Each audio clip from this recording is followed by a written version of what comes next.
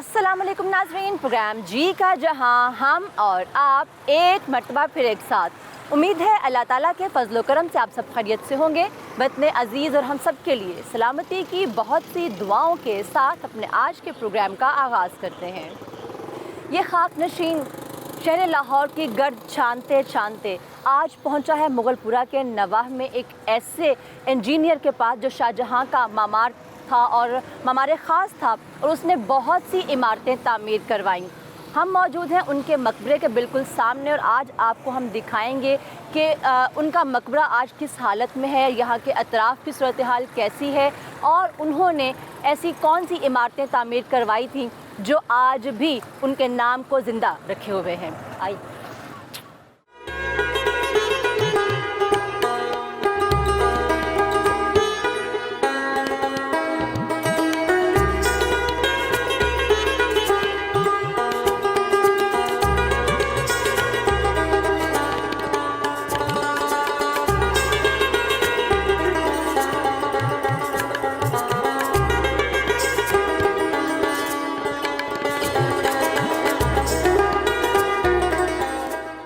अली मर्दान ख़ान गंज अली ख़ान का बेटा था जो कि कंधार में पैदा हुआ और इस वक्त हम दाखिल हो रहे हैं अली मर्दान ख़ान के मकबरे की उस तंग से रास्ते में जो शायद कभी किसी ज़माने में एक बाग हुआ करता था। और आज आपको यहाँ पर दिखाई दे रही हैं कि रेलवे की वर्कशॉप मौजूद है और बागात का तो नामो निशान भी नहीं है। ये दो दीवारें खड़ी कर दी गई हैं जो अली मर्दान के मकबरे की जानिब हमें ले जाती हैं। जैसे कि हम आपको पहले भी कह चुके कि अली मर्दान शहनशाह शाहजहां का मामार ख़ास था और शहनशाह शाहजहां जो है उनको कहा जाता है कि वो इंजीनियर बादशाह थे। जब उनके आप तामीरात देखते हैं तो उनका ज़ौक़ एक एक जगह से हमें झलकता दिखाई देता है और ये उन्हीं के ख़ास मामार थे। तो फिर जब इन्होंने अपने लिए इमारतें तामीर करवाई होंगी तो उनका मयार क्या रहा होगा। तो इस वक्त तो हम सिर्फ उनके आसार ही को देख सकते हैं। मकबरे की जानिब बढ़ने के लिए तवील रास्ता हमें तय करना पड़ेगा। तो आइए हमारे साथ आप देखिए कि ये कितना तवील रास्ता है जिसको तय करने के बाद हम अली मर्दान के मकबरे तक पहुंच पाएंगे।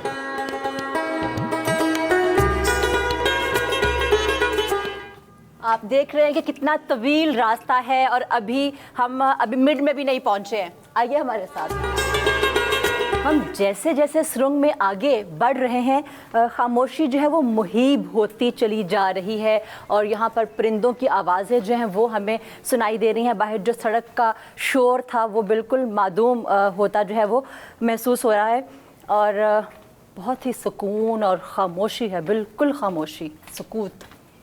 और यहाँ पर मैं अभी देख रही थी ऊपर कुछ लाइट्स वाइट्स का भी अरेंज किया गया है। शायद शाम के वक्त जो है यहाँ पर बहुत ज़्यादा अंधेरा है तो उसको कवर करने की कोशिश की गई है। सुरंग के ऊपर इन्होंने लोहे का एक जाल सा बिछा दिया, इसको कवर करने की कोशिश की गई है जिसकी वजह से ये सुरंग महसूस, अदरवाइज़ ये पतली गली होती लेकिन इसकी वजह से ये हमें महसूस हो रही है जैसे एक सुरंग हो। और ये वही लाइट्स जिसका मैं भी जिक्र कर रही थी कि लगाई गई हैं ताकि यहाँ पर रोशनी का इंतज़ाम भी किया जा सके।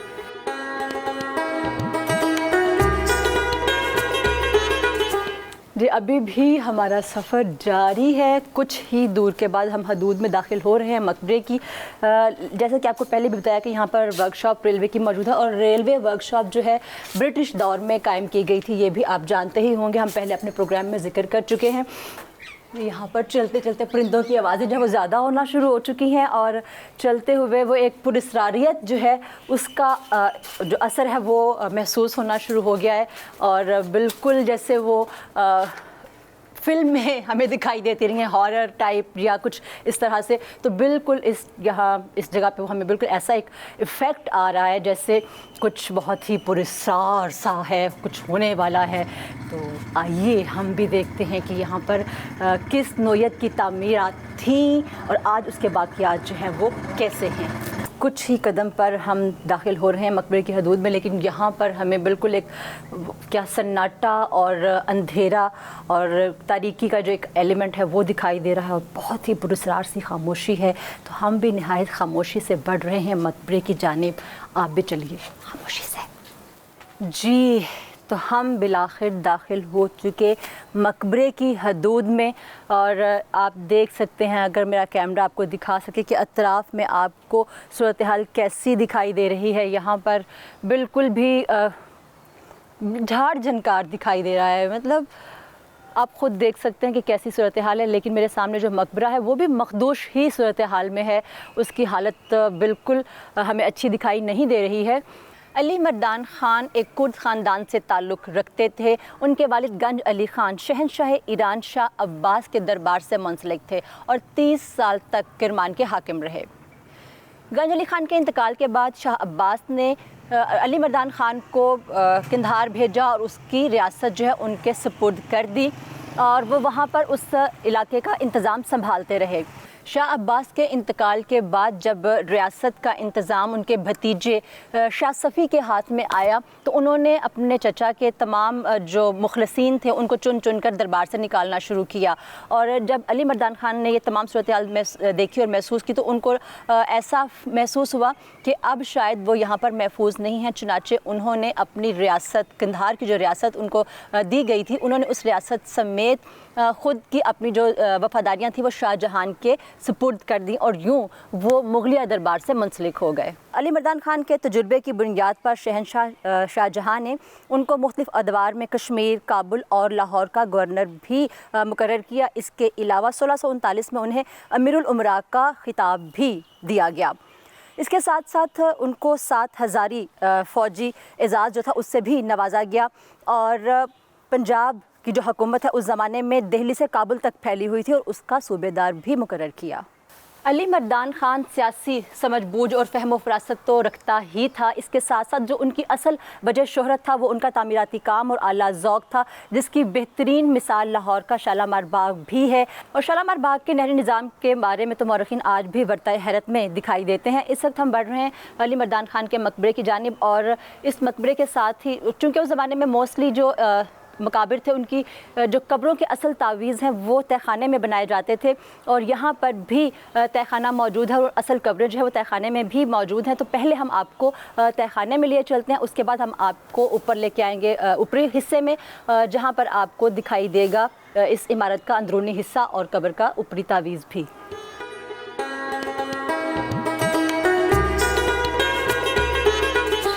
تہہ خانے کی حدود میں ہم داخل ہو رہے ہیں، اور یہاں پر ہمیں جو سیڑھی ہے اس پہ ویسے کارپٹ دکھائی دے رہا ہے، اس سارے حصے پہ کارپٹ کیا گیا ہے، اور یہاں پر جو آرٹ دکھائی دے رہی ہے وہی ان کا آرٹ جو ہے، ڈاٹ ورک، اس پہ سیڑھی کا کھڑا کرنا، اور وہی جو ان کی چھوٹی اینٹ ہے جس کو نانک شاہی اینٹ بھی کہا جاتا ہے اس کا استعمال ہے، اور سرنگ کی جو ہائٹ ہے وہ یہاں پر تو بہت زیادہ نہیں ہے، ایک عام انسانی ہائٹ کے آپ اس کو کہہ سکتے ہیں کہ اس کے مطابق ہے۔ تو آگے ایک اور زینہ بھی ہمیں دکھائی دے رہا ہے، تو چلیں وہاں پر چل کے دیکھتے ہیں، لیکن ہمیں یہاں پر دکھائی دے رہا ہے کہ روشنی کے لیے روزن بھی بنائے گئے ہیں، تو چلیے نچلے حصے میں چلتے ہیں۔ جیسے جیسے سیڑھیاں نیچے اترتے ہیں اس کی ہائٹ جو ہے وہ کم ہوتی جاتی ہے آرچ کی، اور یہاں پر ہمیں یہ ہشت پہلو دکھائی دے رہا ہے، جس میں ہشت پہلو کا مطلب کہ 8 طرف سے اس میں دروازے رکھے گئے ہیں، روزن رکھے گئے ہیں، اور یہ یقیناً ہوا اور روشنی کے انتظام کے لیے ہے۔ اور ہمیں جیسے ہی ہال میں داخل ہوتے ہیں چھت اس کی بھی زیادہ اونچی نہیں ہے، اور آرچ ورک ہے یہاں پر 3 آپ کو قبریں دکھائی دے رہی ہیں، اور کہا جاتا ہے کہ ان میں سے ایک قبر ان کی والدہ کی ہے جو سب سے پہلے یہاں پر مدفون ہوئیں، اور بعد ازاں جب ان کا انتقال ہوا علی مردان خان کا، وہ اس وقت کشمیر کے سفر پر تھے لیکن راستے ہی میں انتقال ہوا، تو ان کی وصیت کے مطابق ان کو یہی ان کی والدہ کی قبر کے ساتھ ہی دفن کیا گیا، اور یہ مقبرہ بھی تعمیر کیا گیا۔ اس چبوترے پر 3 قبروں کے بارے میں ابھی ہم نے آپ کو بتایا کہ موجود ہیں۔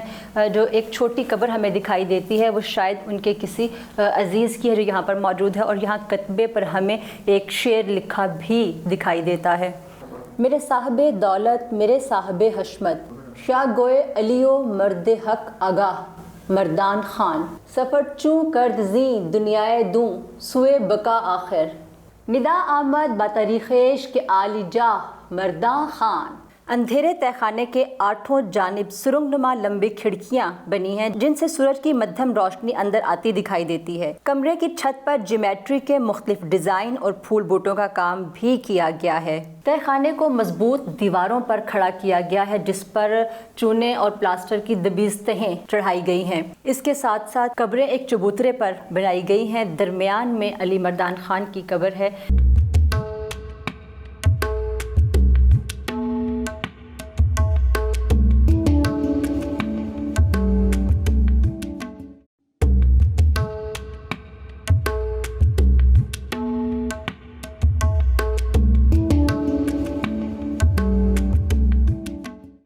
इस वक्त हम मकबरे की अंदरूनी इमारत में मौजूद हैं। आप देख सकते हैं कि कमरे के बीचों बीच यहाँ पर कभी तावीज़ रहा होगा। एक्चुअल कमरे तो हम आपको दिखा चुके जो तहखाने में हैं, लेकिन उनके बिल्कुल ऊपर यहाँ पर तावीज़ तामीर किया गया था जहाँ पर उनके नक्श कायम किए गए थे।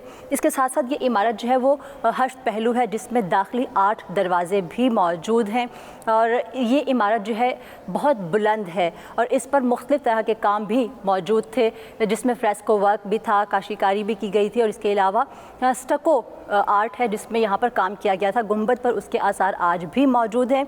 इसकी ऊपरी मेहराबों पर भी उसी स्टको वर्क के साथ काम किया गया था। बताया जाता है कि ये इमारत लाहौर की खूबसूरत तरीन इमारतों में से एक थी। इसके साथ साथ ये इमारत लाहौर की तमाम इमारतों में ख़ास तौर से जो मकाबिर हैं उनमें बुलंद तरीन मकबरा शुमार किया जाता था इसे। और आप इसकी हालत देख सकते हैं कि बहुत ही मखदूश हो चुकी थी जिसको अब हाल ही में महकमा आसार कदीमा रिकवर करने की कोशिश कर रहा है। और इसके साथ साथ ये जो 8 दरवाजे हैं हमें यहाँ पर रास्ते दिखाई देते हैं जो कि सुरंग में उतरते दिखाई देते हैं। हमने आपको वो रास्ते सुरंग से दिखाए भी थे जो दरअसल रोशनी और हवा के इंतज़ाम के लिए थे। वो इन 8 दाखिली रास्तों के साथ साथ यहाँ पर ऊपर आते हुए भी दिखाई देते हैं। ऊपरी हिस्से में भी हमें 8 जो है वो दिखाई देती हैं आर्टिस जो रोशनी और हवा का इंतज़ाम करने के लिए तामीर की गई थी। ये मखसूस स्टको वर्क है जिसके अब सिर्फ चंद एक आसार ही बाकी हैं।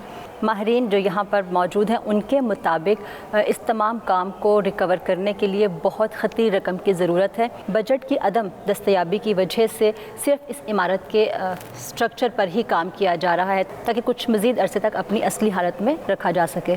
मकबरे की अंदरूनी इमारत को परिंदों से महफूज रखने के लिए तमाम दाखिली रास्तों पर जालियाँ लगा दी गई हैं। बिल्कुल सामने हमें सीढ़ियाँ भी दिखाई देती हैं जो छत के ऊपरी हिस्से की जानिब लिए जाती हैं। इमारत के अंदरूनी जानिब तो प्लास्टर किया जा रहा है लेकिन यहाँ पर अभी सूरत हाल जो है वो वैसी की वैसी ही है। जैसे जैसे ऊपर आ रहे हैं स्टेप्स जो है वो बड़े हो रहे हैं और इनमें कोई तरतीब भी नहीं, कोई स्टेप बहुत बड़ा कोई बहुत छोटा है और बहुत मुश्किल चढ़ाई है। जैसा कि हम आपको पहले भी बता चुके हैं कि लाहौर के तमाम मकाबिर में ये मकबरा सबसे बुलंद है। कमोबेश 100 फीट इसकी ऊंचाई बताई जाती है। ये मकबरा चूँकि हश्त पहलू है और इसके अतराफ़ में 8 बुर्जियाँ भी तामीर की गई थी जिनमें से महज ये हमें 2 बुर्जियाँ ही दिखाई देती हैं। बाकी तमाम बुर्जियाँ जो हैं वो मसमार हो चुकी हैं, वक्त के हाथों मादूम हो चुकी हैं। अभी आपको वो कैमरामैन दिखा भी सकता है कि वो बुर्जियाँ जो हैं अब अपनी असली हालत में मौजूद नहीं है, महज उनके चबूतरे और निशान ही बाकी रह चुके हैं। और जब इस मकबरे के हम ऊपरी हदूद पर दाखिल होते हैं तो वहाँ पर हमें गुंबदनुमा एक और इमारत दिखाई देती है जो बाहर से देखने में बज़ाहिर एक ही महसूस होती है। मकबरे की ऊपरी इमारत के हिस्से पर जब हम आते हैं जो गुंबद हमें दिखाई देता है उसके अतराफ़ में भी हमें कट वर्क दिखाई देते हैं और जो यकीनन इस इमारत की आसार जो हैं वो बताते हैं कि खूबसूरत रही होगी ये इमारत। और इसके साथ साथ यहाँ पर जो बज़ाहिर काम किया गया, हमें जो बताया गया है कि यहाँ पर सफ़ेद मरमर का इस्तेमाल किया गया था। इसके अलावा यहाँ पर मुख्तलिफ़ तरह के डिज़ाइंस भी कंदा किए गए थे लेकिन अब यहाँ पर उसका कोई भी नमूना हमें दिखाई नहीं देता है। नीचे भी गुंबद पर आपने जो कुछ नमूने देखे वो सिर्फ 1 या 2 ही थे जो आसार बाकी रह गए थे, लेकिन उन पर काम करने के लिए खतीर रकम की ज़रूरत है। अगर हम इस मकबरे को अपनी सयाहत की बहाली के लिए या टूरिस्ट को यहाँ पर अट्रैक्ट करने के लिए बेहतर हालत में लाना चाहते हैं तो उसके लिए बहुत खतीर रकम की ज़रूरत है। आप अगर मेरे साथ इन बुर्जियों को देखें तो इनका जो बाहर का काम है वो हमें हल्का کہیں دکھائی دے رہا ہے کہ کس انداز سے اس کی تعمیر رہی ہوگی، لیکن اس کی خستگی آپ کے سامنے ہے۔ اس کے ساتھ ساتھ یہاں پر ہمیں جو ستون دکھائی دے رہے ہیں وہ اپنی کچھ بہتر حالت میں ہیں، اور جو پلیٹ فارم ہے وہ بھی ہمیں قدرے بہتر حالت میں دکھائی دیتا ہے۔ اگر ہم ان کے اندرونی حصوں کی بات کریں تو ہمیں یہاں پر آرٹ ورک آپ دیکھ رہے ہیں، کٹ ورک آپ دیکھ سکتے ہیں، بہت بہتر حالت میں موجود ہے، اور اسی سے آپ اس عمارت کے جو تخیل آپ کر سکتے ہیں، اندازہ کر سکتے ہیں کہ وہ کس طرح کی عمارت رہی ہوگی۔ یہ اس کا ایک نمونہ ہمارے سامنے موجود ہے۔ اور اب جب ہم اس کے اندر کے حصے پر بات کرتے ہیں تو یہاں پر بھی ہمیں خستگی ہی دکھائی دیتی ہے۔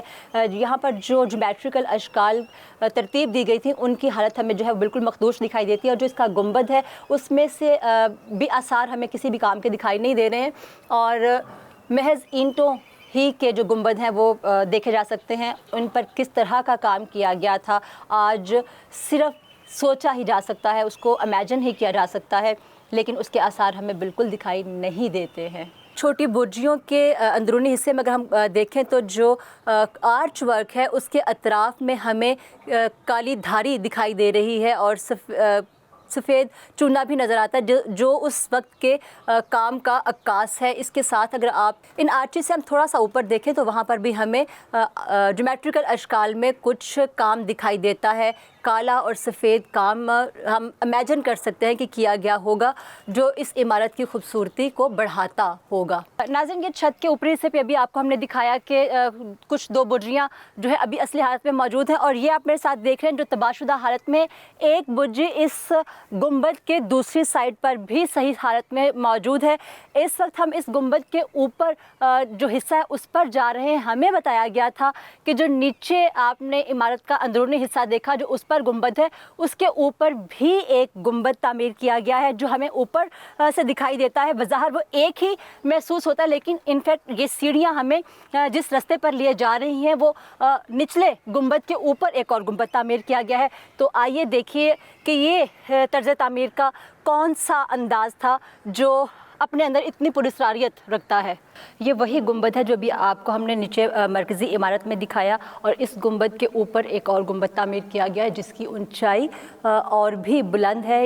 بظاہر جب ہم باہر سے دیکھتے ہیں تو یہ ایک ہی گنبد محسوس ہوتا ہے، لیکن دراصل یہ دو گنبد ہیں، اور اس کے پیچھے کیا راز تھا یہ تو علی مردان خان ہی جانتے ہیں۔ لیکن یہاں پر آ کر جو پہلا احساس ہمیں ہوا وہ یہی تھا کہ یہاں پر ٹھنڈک بہت زیادہ ہے، تو شاید نچلے حصے میں ٹھنڈک کے اسی پہلو کو ملحوظ رکھتے ہوئے یہاں پر ڈبل گنبد تعمیر کیا گیا تھا۔ یہ گنبد آپ دیکھ سکتے ہیں کہ اس وقت ہمیں بالکل ایک ملبہ دکھائی دے رہا ہے، یا اس کی رف ہمیں سٹرکچر دکھائی دے رہا ہے، لیکن یقیناً جب اس کو تعمیر کیا گیا ہوگا تو یہاں پر کام دیکھنے سے تعلق رکھتا ہوگا۔ اور اس عمارت کا جیسا کہ مرکزی گنبد بھی آپ نے دیکھا، وہاں پر بھی یقیناً اسی طرح کا کام موجود رہا ہوگا جیسا کہ نیچے تھا۔ یہاں پر بھی روشنی کے لیے ایک روزن موجود ہے جو کافی بڑا ہے، اور جہاں سے روشنی ہمیں اندر دکھائی دیتی ہے، ادروائز یہاں پر اندھیرے کے سوا کچھ دکھائی نہیں دیتا۔ اس گنبد کے اطراف میں گزرنے کے لیے بہت ہی تنگ راستہ ہے۔ یہاں پر گنبد کے اطراف میں ہمیں ایک بہت ہی تنگ راستہ دکھائی دیتا ہے۔ مقبرے کے اطراف میں ہمیں حوض بھی دکھائی دیتے ہیں جہاں پر یقیناً انتظام کیا گیا تھا پانی کا، اور یہاں پر فوارے بھی لگائے گئے ہوں گے، اور ان کی نکاسی کے لیے یقیناً یہاں پر نالیاں بھی بنائی گئی ہوں گی جیسا کہ ہمیں شالامار باغ میں دکھائی دیتی ہیں۔ شالامار باغ چونکہ انہی کا تعمیر کردہ تھا، چنانچہ وہی ٹیکنیکس یہاں پر بھی استعمال کی گئی ہوں گی جو اب ہمیں دکھائی نہیں دیتی۔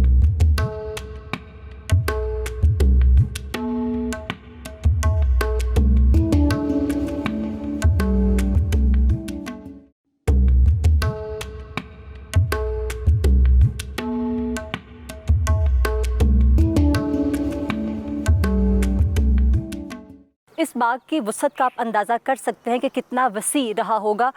یہ اس باغ کا داخلی دروازہ تھا، تو اس دروازے پر ابھی ہم آپ کو لیے چلیں گے۔ آپ دیکھ سکتے ہیں کہ یہاں پر ابھی تعمیراتی کام جاری ہے۔ کچھ ہمیں جو آثار دکھائی دیتے ہیں آرکیٹیکچر کے یا آرٹ ورک کے، وہ ابھی بھی موجود ہیں۔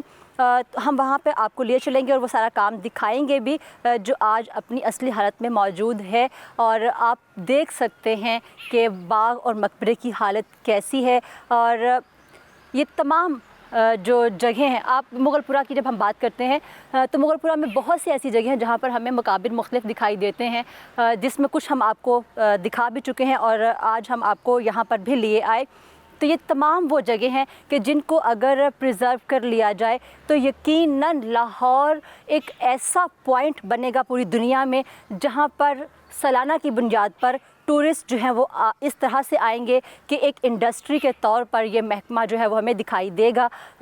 تو آئیے ہمارے ساتھ ہم آپ کو دکھاتے ہیں کہ یہ جگہ بھی دیکھنے کے قابل ہے۔ یہاں کا تعمیراتی کام جو ہے، یہاں کا تعمیراتی کام دیکھنے سے تعلق رکھتا ہے اور اس وقت کی انجینئرنگ آپ اپنی آنکھوں سے ملاحظہ کر سکتے ہیں کہ کتنی ہی یونیک انجینئرنگ تھی اور کتنا یونیک کام کیا گیا تھا۔ تو آئیے داخلی دروازے کی جانب بڑھتے ہیں۔ یہ مقبرہ چونکہ چبوترے پر بنایا گیا ہے اور چبوترے پر چڑھنے کے لیے چاروں اطراف 2 رویا زینے بھی بنائے گئے ہیں۔ جو اس وقت عمارت کے داخلی دروازے کے سامنے ہم موجود ہیں، آپ دیکھ سکتے ہیں کہ یہ عمارت بھی 2 منزلہ تعمیر کی گئی ہے اور اس پر موجود فریسکو، غالب کاری اور کاشی کاری کا کام آج بھی کسی حد تک موجود ہے۔ لاہور کی دیگر عمارتوں میں چبرجی پر بھی ہمیں اسی طرح کا کام دکھائی دیتا ہے۔ تو اس عمارت کی اندرونی حالت جو ہے وہ آپ ہمارے ساتھ ملاحظہ کر سکتے ہیں۔ اس عمارت کا جو ستون ہے وہ کتنا مضبوط تھا، لیکن اس کا جو نچلا حصہ ہے وہ تقریباً تباہ شدہ حالت میں اس وقت ہمیں دکھائی دے رہا ہے، جس کی مرمت کا کام جاری ہے اور محکمہ آرکیالوجی اس کی تعمیر و مرمت میں دلچسپی جو ہے وہ لے رہی ہے، جو یقیناً اس ملک کی سیاحت کے لیے، جیسے کہ ہم اپنے ہر پروگرام میں کہتے ہیں، اس پروگرام میں بھی ہم بار بار ذکر کر چکے کہ ملک کی سیاحت کو فروغ دینے کے لیے اس طرح کی عمارتوں کو پروٹیکٹ کرنا بہت ضروری ہے۔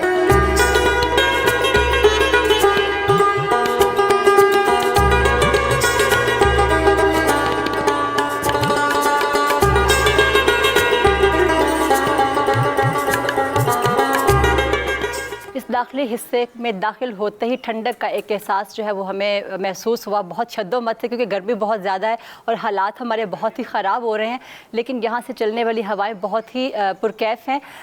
یہاں پر اس وقت جو ہمیں صورتحال دکھائی دے رہی ہے، آپ کو داخلی راستے کا جو اندرونی حصہ تھا وہ ہمیں دکھایا کہ مخدوش حالت میں تھا، لیکن جیسے کہ چبرجی کا جو دروازہ تھا، خاص طور سے جو چھوٹی چبرجی ہے یا مین جو چبرجی ہے، وہاں پر بھی ہمیں ایسے ہی 2 پلیٹ فارم دکھائی دیتے ہیں جس کے اوپر ہمیں گنبد بھی دکھائی دیتا ہے اور دوسری منزل بھی دکھائی دیتی ہے۔ تو اس کا طرز تعمیر کچھ ہمیں اسی طرح کا دکھائی دے رہا ہے۔ تو اس کو آپ دیکھ سکتے ہیں کہ یہاں پر پرانے آثار جو ہیں وہ بھی کہیں نہ کہیں ہمیں دکھائی دے رہے ہیں، لیکن ابھی فی الحال بجٹ کی کمی کی وجہ سے یہاں پر صرف چونے کا کام ہی کیا جا رہا ہے اور کام جاری ہے۔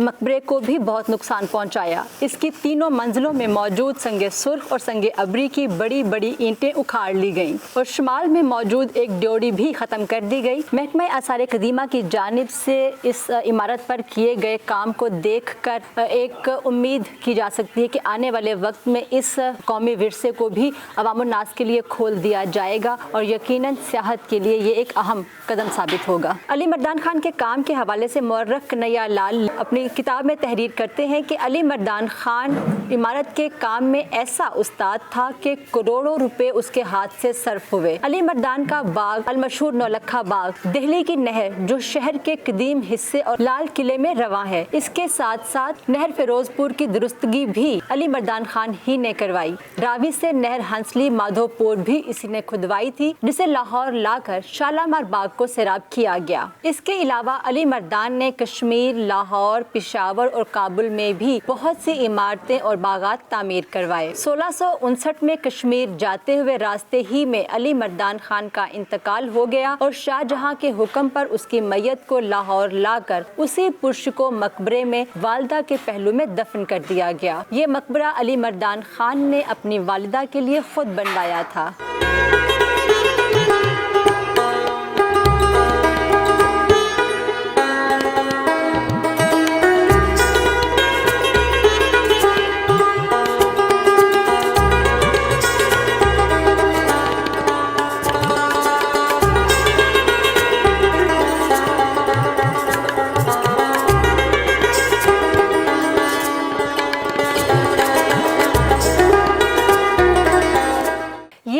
عظیم الشان عمارت جسے آج دنیا علی مردان خان کے مقبرے کے نام سے جانتی ہے۔ یہ مقبرہ انہوں نے اپنی والدہ کے لیے تعمیر کروایا تھا اور بعد ازاں خود بھی یہیں پر مدفون ہوئے۔ اس کے اطراف میں خوبصورت باغ بھی موجود تھا جس کے حالات آپ نے اپنی آنکھوں سے خود مشاہدہ بھی کیے۔ آپ دیکھ سکتے ہیں کہ یہ عمارت کتنی پرشکور رہی ہوگی۔ اس کے آثار ہمیں بتاتے ہیں کہ اس کا انجینئر کتنا کمال تھا۔